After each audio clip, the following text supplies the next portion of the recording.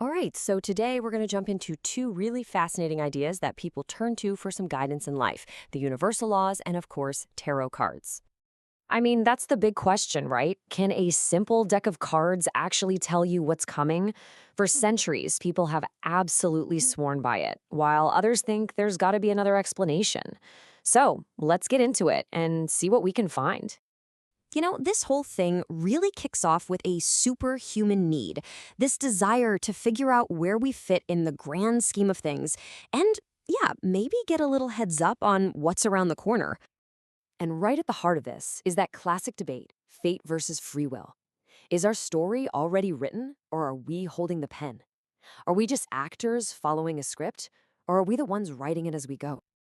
Okay, so how do we even begin to tackle these huge questions? Well, we're going to look at two really popular systems that kind of give us a framework, a lens, to see our lives, our decisions, and what our future might hold. All right, first, let's look at this from the spiritual side of things. This viewpoint says the universe isn't just a bunch of random chaos. Nope, it actually runs on some basic principles, and if we learn them, we can kind of get in sync with it.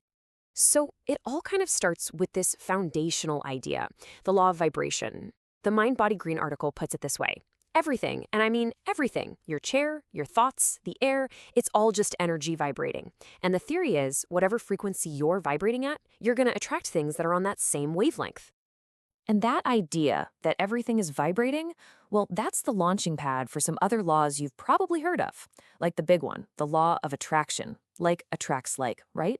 But it's not just about daydreaming. There's also the law of inspired action, which says you got to actually do something. And of course, the law of cause and effect. What goes around comes around.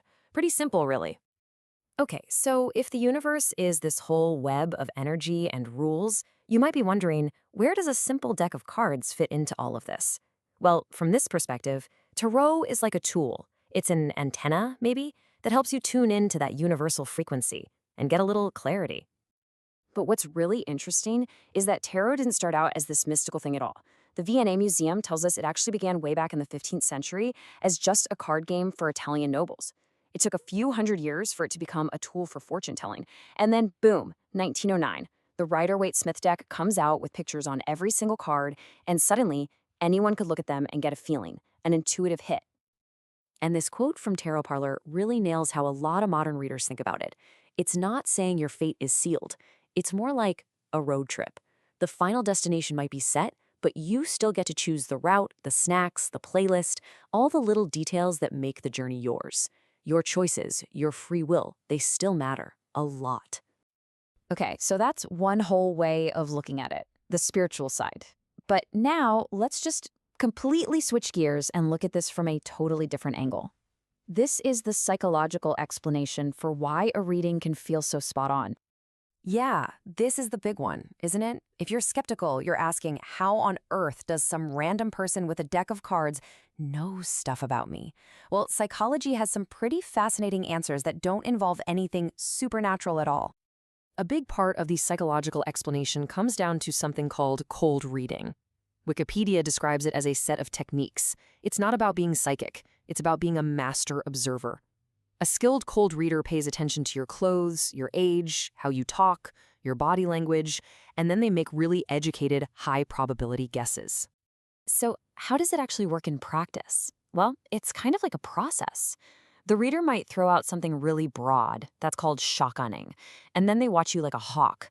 Did you nod? Did your eyes widen? If so, they know they're onto something and they'll dig in.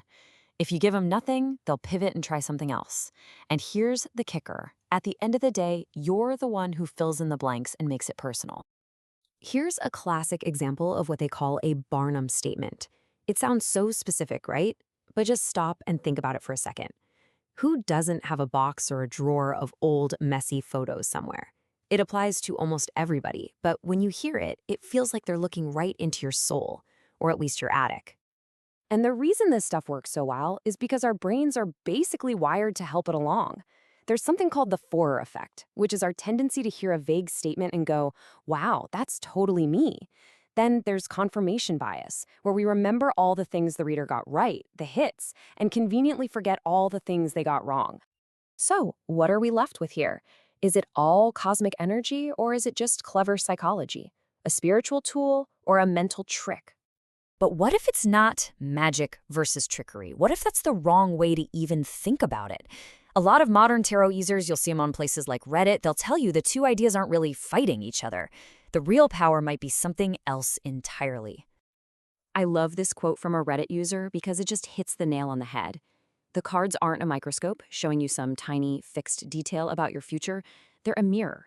They reflect what's already inside of you, your own thoughts, your own fears, your own hopes. So, from this point of view, the real magic isn't in predicting the future. It's in how these symbols make us look inward. The images on the cards act like little triggers for our subconscious.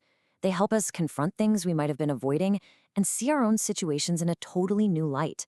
It's not about fortune telling, it's about self-discovery. And this brings it all back to a really practical level.